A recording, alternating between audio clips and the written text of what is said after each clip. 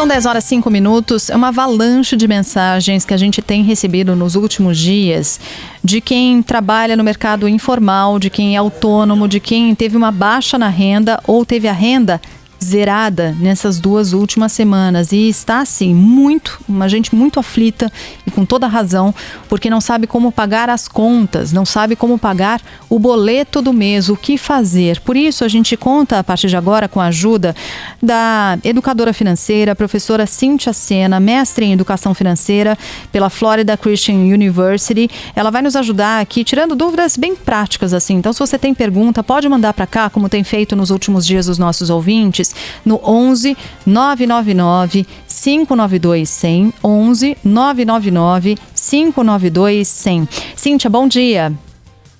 Bom dia, tudo bem com vocês? Certo, vamos em frente. Eu vou começar aqui por uma pergunta enviada ontem por um dos nossos ouvintes, que eu acho que representa uma parcela importante de outros ouvintes que se encontram nessa mesma situação. Esse ouvinte falou o seguinte: eu tenho algumas dívidas, alguns boletos para pagar e ontem fui tentar negociar com um desses boletos. Era algo no valor de R$700, nada muito além disso, e fui tentar negociar no banco. E voltou de lá com a resposta: não tem negociação. E aí, Cíntia, o que deve fazer quem tem esses boletos para pagar, quem tem as contas para pagar? Que avaliação faz? O que paga primeiro, o que deixa para lá, o que paga depois? E como tentar negociar? Perfeito.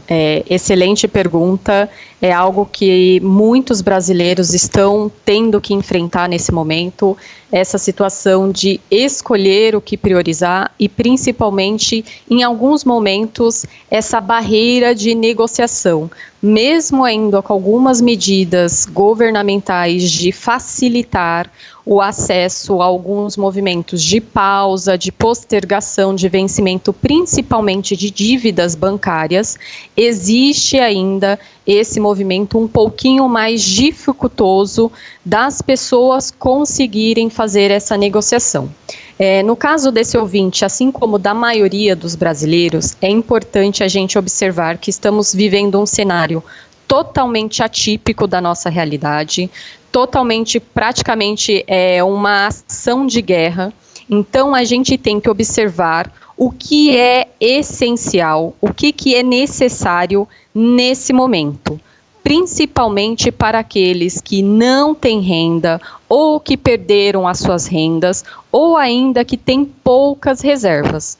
Então, se eu tenho algumas dívidas com instituições financeiras e que essas dívidas eu busquei negociar, não estou conseguindo um melhor caminho, nesse momento, infelizmente, o meu foco vai ter que ser naquelas necessidades básicas: alimentação, saúde, tudo que for além disso.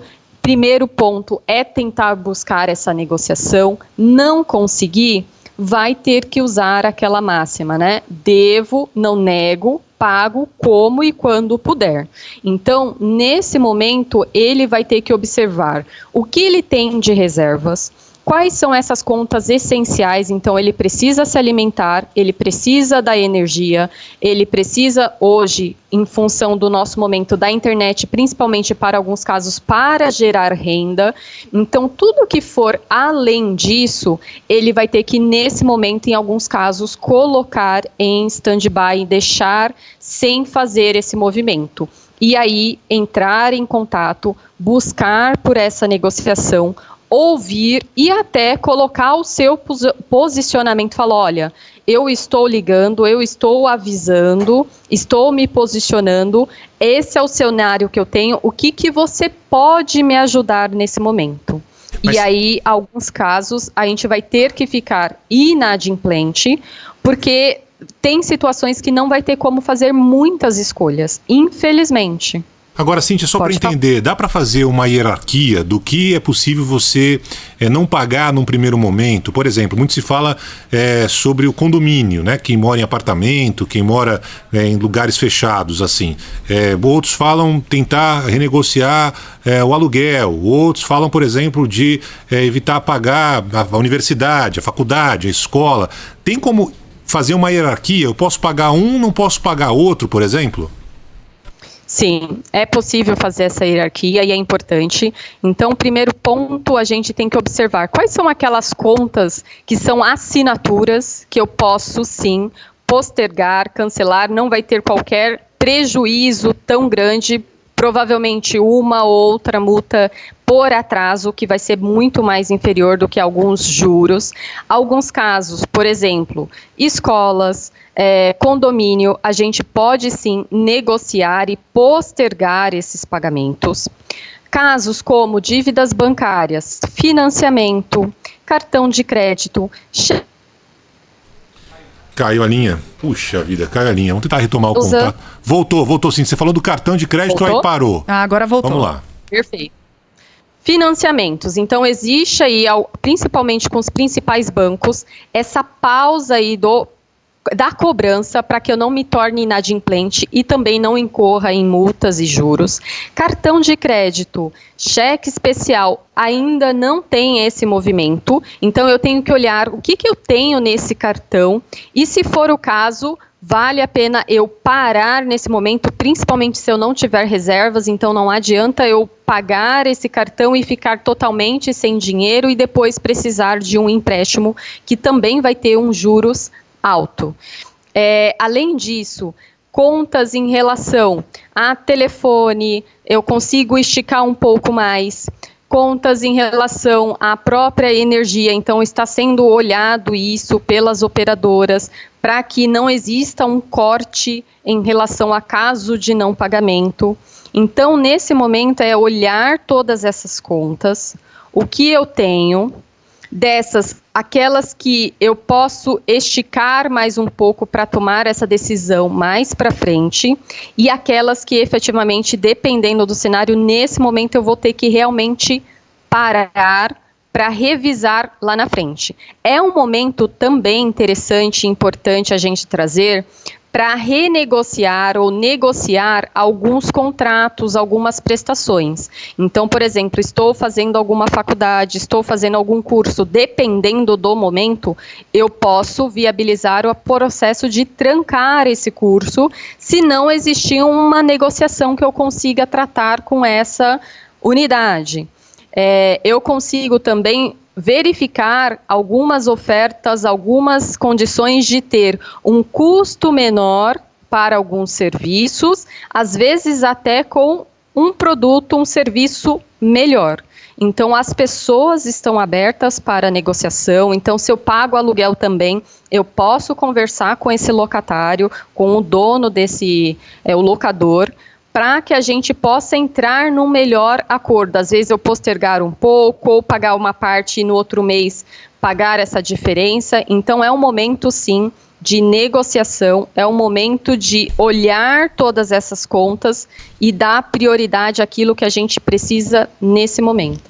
Tem uma conta que às vezes é bem salgada, mas que também eu indicaria aqui que as pessoas preservassem, tentassem pagar, que é a do plano de saúde, né? Agora, mais do que nunca, né, Cíntia, tentar pagar ali o plano de saúde entre essas prioridades, né?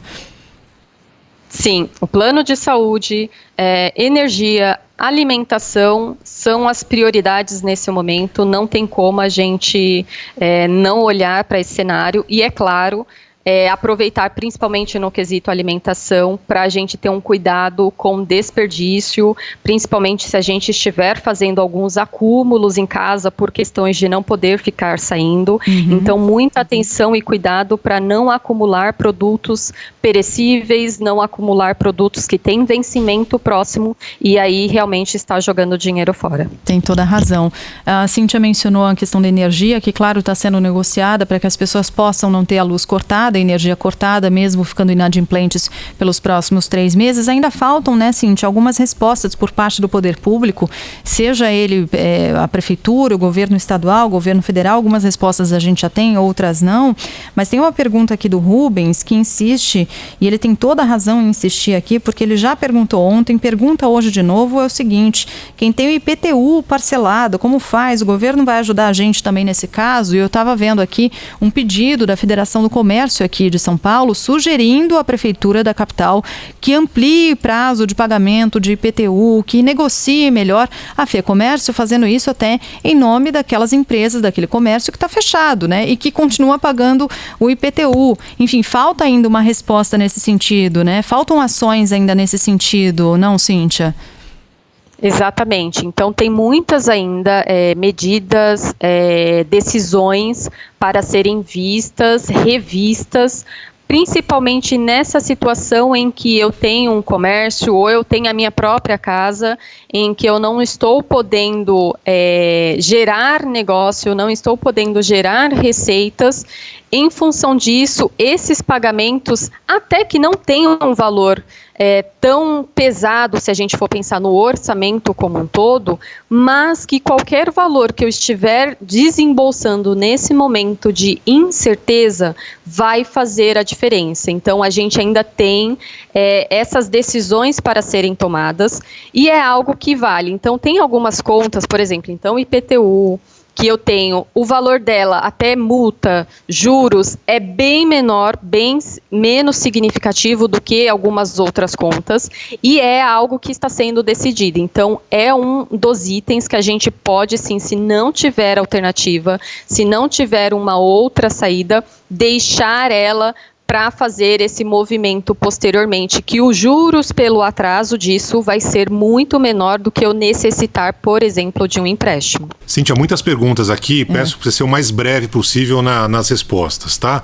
Por exemplo, a Yara pergunta, como negociar em caso de uma locação comercial ou residencial? Como realizar essa negociação? Comercial, é importante a gente ver se esse local foi fechado, não tem autorização para movimentar, para gerar essa renda, então é necessário sim conversar com o locador para que esse período que vai estar fechado ou seja dado uma carência ou seja postergado, porque ali você não está podendo efetivamente usufruir daquele espaço em sua totalidade. Então tem que ser feita essa negociação, tem que ser solicitado, até se for o caso, né, apresentar essa situação de calamidade pública para que seja feito esse movimento. Até porque pro locador é muito mais fácil aceitar e verificar isso do que ele ter a questão de uma inadimplência ou até depois essa pessoa não continuar nesse imóvel. No caso de residências, tem que ser analisado a situação da pessoa, a situação do locador, para fazer uma negociação melhor para os dois lados. É importante sim falar, olha, eu tive ou não um impacto direto na minha renda, o que a gente pode fazer para não ser tão ruim para você e também para mim, seja postergar, seja solicitar algum movimento de abatimento e desconto. Sobre pegar empréstimo em banco, né? Você poder solicitar um empréstimo ao banco, por exemplo, também para quem tem pequenas empresas, vale a pena nesse momento? Vai valer a pena se eu já tenho uma movimentação, uma estimativa de continuidade de geração de renda, lembrando que todo empréstimo que eu pegar agora, depois tem a conta para ser pago. Eu tenho juros depois para incorrer com isso. Então, eu tenho que olhar e verificar se esse empréstimo que eu vou tomar agora vai me ajudar não só a pagar as contas, mas ajudar a continuar gerando renda. Esse é um ponto muito importante de decisão, principalmente para os pequenos empreendedores. Precisa entrar um dinheiro, então, lá na frente com esse empréstimo. Não basta o empréstimo, então, pagar uma conta. O empréstimo precisa ser um gerador, porque senão vira, né, vai com bola de neve, vai acumulando. Mês que vem teria que ter um outro empréstimo, né? O Edson, Cíntia, nosso ouvinte, está perguntando o seguinte: o banco me deu a opção de adiar o pagamento do empréstimo, só que aí vai recalcular as taxas e tal. Aí não tem jeito, as empresas que fornecem crédito, que oferecem um empréstimo, ou os bancos e tal, vão cobrar isso lá na frente de algum jeito, né? Exatamente, isso é um bom ponto que as pessoas acabam não observando. Então, essa postergação de pagamento, esse 2 meses, 3 meses que está sendo dado, não vai ser cobrado multa, mas os juros dessa pausa vai ser incorporado ao saldo devedor e vai ser cobrado de forma diluída nas demais parcelas. Então, se a pessoa tem reservas e não necessitar dessa pausa, é o melhor. Se ela necessitar, nesse caso, vai compensar ela ficar esse tempo, mesmo tendo esses juros a cobrar posteriormente, mas vai ser muito mais em conta do que um empréstimo pessoal, um cheque especial. Quem tem financiamento de carro ou de casa, pode dar uma parada nesse momento, Cíntia? Pode, que é essa situação que estamos tendo aí de movimento. Para esses financiamentos, pode ser dado essa carência de até 3 meses que as instituições estão deliberando, porém, lembrar que nesses 3 meses eu não vou pagar nada, não estarei inadimplente, só que os juros serão incorporados ao saldo devedor. Eu nem sei se isso aqui é possível, o que eu vou perguntar, mas vamos lá, ajudando aqui o Alan, nosso ouvinte, ele diz o seguinte: eu tenho um carro financiado, estou com uma parcela em atraso, sou motorista, né? Motorista de aplicativo, depende, portanto, do carro. E aí ele foi tentar negociar e o banco falou que não tem como fazer nada. E ele diz, eu não estou ganhando, assim como os motoristas de aplicativo, taxistas, claro. Enfim, não está entrando renda, gente. E ele disse, só que eu preciso do carro exatamente para trabalhar. E aí, o que ele tenta num caso como esse? Mudar de banco? De repente, ele tentar mudar esse financiamento para um outro banco que tope essa negociação? Como é que poderia funcionar isso, hein, Cíntia? Como é que a gente ajuda o Alan? Alan, é uma situação realmente que, ao mesmo tempo, existe essa facilidade em alguns momentos, em outros a gente vê realmente esse movimento de porta fechada. Nesse momento, existem as condições de portabilidade de crédito, então é um momento que você pode, sim, aproveitar, conversar com outras instituições, independente da sua, levar a sua situação para que ela pegue essa dívida, incorpore nela e até dependendo de quando você fez esse financiamento em relação às nossas taxas de juros atuais, pode ser que ainda você consiga pagar menos do que você contratou. Então, nesse momento, é possível a gente analisar esse cenário de portabilidade. Muito bem, eu quero agradecer demais aqui a ajuda da educadora financeira, contadora, professora Cíntia Sena, mestre em educação financeira pela Florida Christian University, nos ajudando demais aqui. São muitas as perguntas dos nossos ouvintes, a gente até se compromete a voltar aqui novamente com a Cíntia, se ela tiver essa disponibilidade, para num próximo Band News São Paulo, de repente na semana que vem ou na outra, vamos ver como a coisa vai caminhar, mas para a gente também tentar ajudar ainda mais os nossos ouvintes esclarecendo essas dúvidas. Cíntia, muito obrigada por hora e até uma próxima. Muito obrigada, cuidem-se todos e até a próxima, fico à disposição. Um bom dia.